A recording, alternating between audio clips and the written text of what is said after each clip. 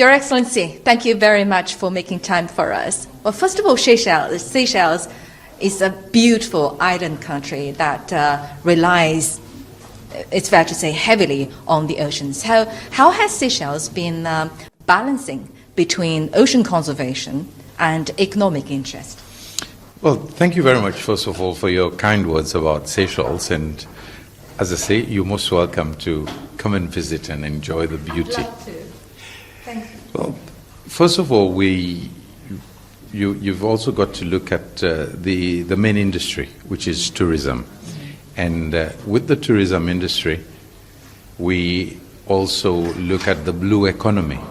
And in the blue economy, we look at different aspects of what will keep us sustainable. Because if we put emphasis on mass tourism, this will also have an effect on what happens to the oceans and the whole environment. So, one, Seychelles is committed to protecting the oceans, and this is why even the BB&J, we haven't waited for 2030 in order for us to take concrete actions. It's only now that countries are starting to ratify, and Seychelles is the third country to ratify the High Seas Treaty. But we are already protecting over 30% of the 1.4 million square kilometers that represents Seychelles. As far as the protection of the mangroves and seagrass, we're now moving on to 100%. So, which means that we are really concerned about the ocean. Industrial fishing is now controlled. There are quotas for tuna fishing. When it comes to protecting the artisanal sector, we also have limitations on, for example, the size of certain species that can be caught. And soon we will move into the direction of having a closed season for octopus fisheries. We already have one for lobster, and even for sea cucumber.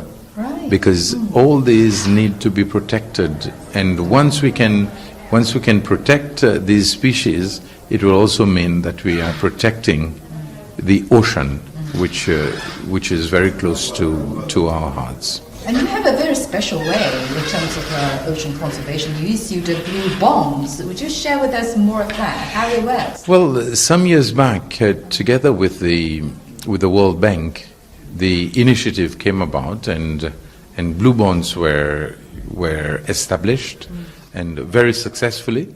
And we are very, very proud that today other countries, other island states are going into that same direction.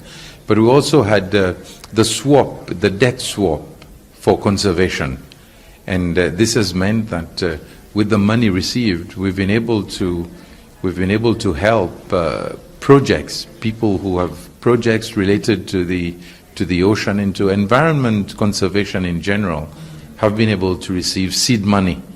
And this has helped. And every year, applications are open, and the best projects get assistance. For example, one of the beneficiaries this year has been the Seychelles Islands Foundation, which manages the atoll of Aldabra, which is a UNESCO World Heritage Site. And they've received money for them to embark on a project to eliminate rats and cats.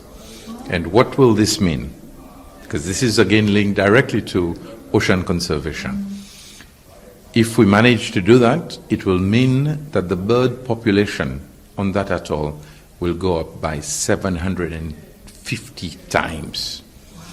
It will mean that with more birds, the guano from the birds will help protect the corals, and therefore the sea life will be further enhanced. Right. And the biomass of the fish in the Aldabra region will increase. So everything is so is linked, interlinked, and this is where we've always got to go back to the science. Yeah. And this is why I like this conference, talking about the science we need For the ocean we want. for the ocean we want.